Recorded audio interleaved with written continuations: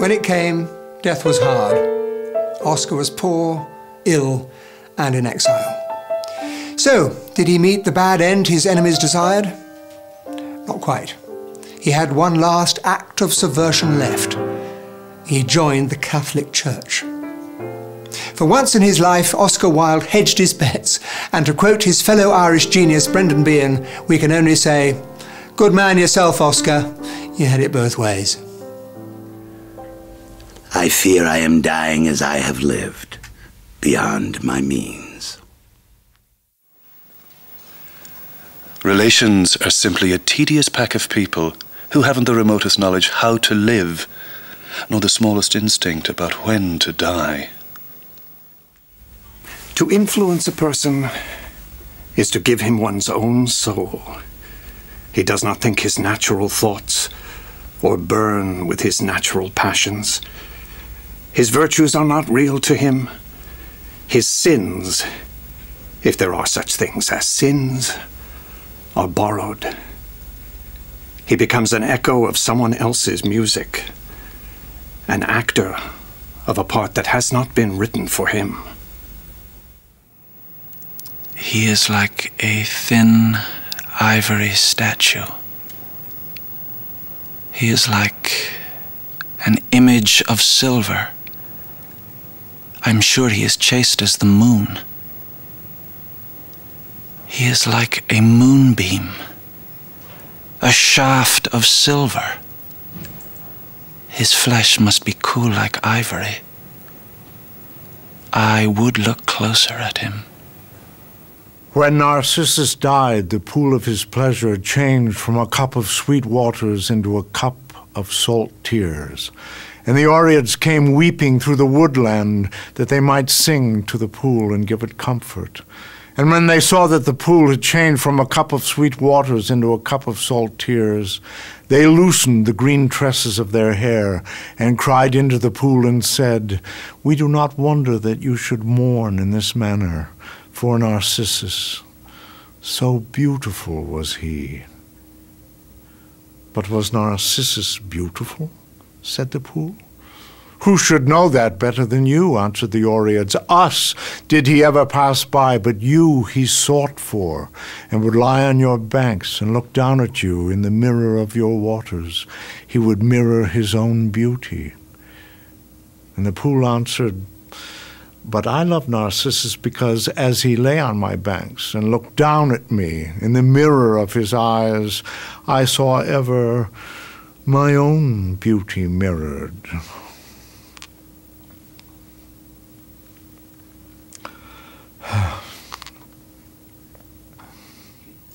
We sincerely hope that there will soon be an end to all biographies of this kind.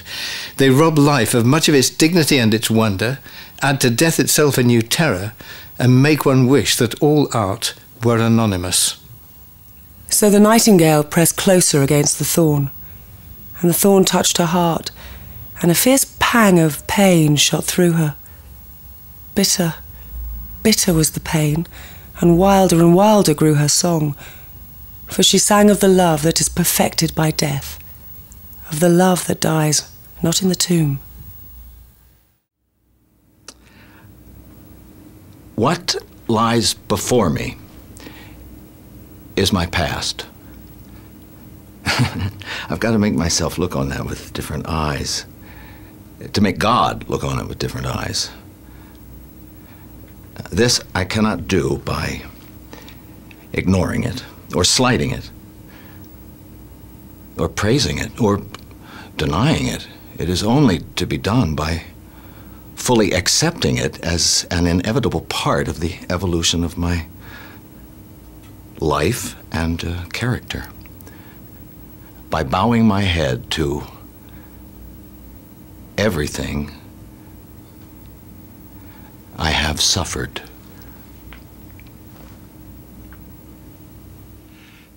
And so it is not our own life that we live, but the lives of the dead.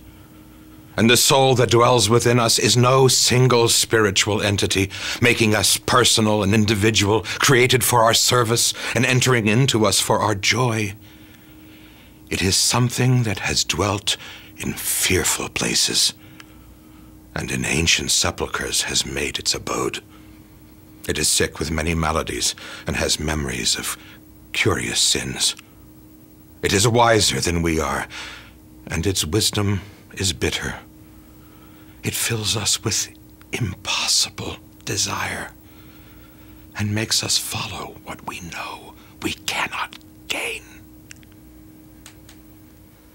The love that dare not speak its name in this century is such a great affection of an elder for a younger man as there was between David and Jonathan, such as Plato made the very basis of his philosophy, and such as you find in the sonnets of Michelangelo and Shakespeare. It is that deep spiritual affection that is pure as it is perfect. It dictates and pervades great works of art like those of Shakespeare and Michelangelo, and those two letters of mine, such as they are. It is in this century misunderstood. So much misunderstood that it may be described as the love that dare not speak its name, and on account of it, I am placed where I am now. It is beautiful. It is fine. It is the noblest form of affection. There is nothing unnatural about it. It is intellectual, and it repeatedly exists between an elder and a younger man, when the older man has intellect, and the younger man has all the joy, hope, and glamour of life before him. That it should be so, the world does not understand. The world mocks at it and sometimes puts one in the pillory for it. He died in agony, thrusting his hand into his mouth. He lived in great poverty, often without money for food, and declared it was his wallpaper that was killing him. "One of us must go," he said.